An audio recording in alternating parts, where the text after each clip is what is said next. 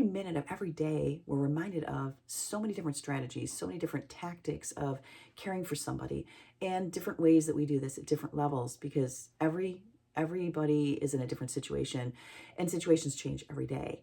But you can use different strategies, like, just perseverance, how to persevere, how to be strong, how to get through a day that might be really tough. So today, or this week, has been really crazy. I pulled my back out, and everybody has health issues, right? So we just get through it. But I couldn't have done it without taking care of myself, just by laying down, doing ice, doing Motrin, and doing a little bit of steroids, because the steroids are really the only thing that helps me heal a lot quicker, or I'm down and out for like a month. Everybody has different issues, right? I have a bad back. Somebody else has something else going on. But the thing is do we want to wallow and sit there and not do anything about it, and just, let whatever it is take over our life? Let it pull us in to our minds, and dwelling and worrying, because there's so many things out there that we could be doing. And I was reminded of that today, just to be looking at the positives. And my husband was doing this project today. The last couple of days, we rented a machine. I'm saying a lot. We rented a machine that helps put cellulose insulation in above the garage. So my husband was going up top, and what he was doing was we were using this machine in the garage, and I couldn't do it for very long because my back is still not the greatest. But I figured maybe for an hour I can help get ahead a little bit, because he had so many hours left, because we had been working on it for a couple days. We had this machine, and we wanted to return it today because it's Sunday.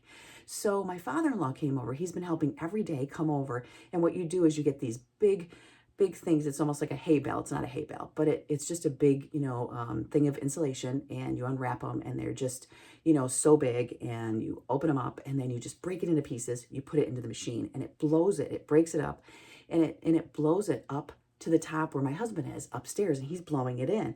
So we're just breaking it up. Well, I did an hour this morning, and I was like, okay, I got to stop, because I knew my limitations. I'm still not completely healed, and I don't want to do something crazy and be back on my back, for a day or two. So I came in, rested, put myself on an ice pack, right? Like we all do, and went back out, because my father-in-law came over, and he's out there, and just going out there. Mom came over. She was sitting on the couch, made sure she was tucked in. She was doing her crocheting and enjoying things, and watching this show that she was, I forgot what it was called, but she was watching this show where they make things and they tell you about them. And I can't remember the name of it, but I'll have to get back to you on that one.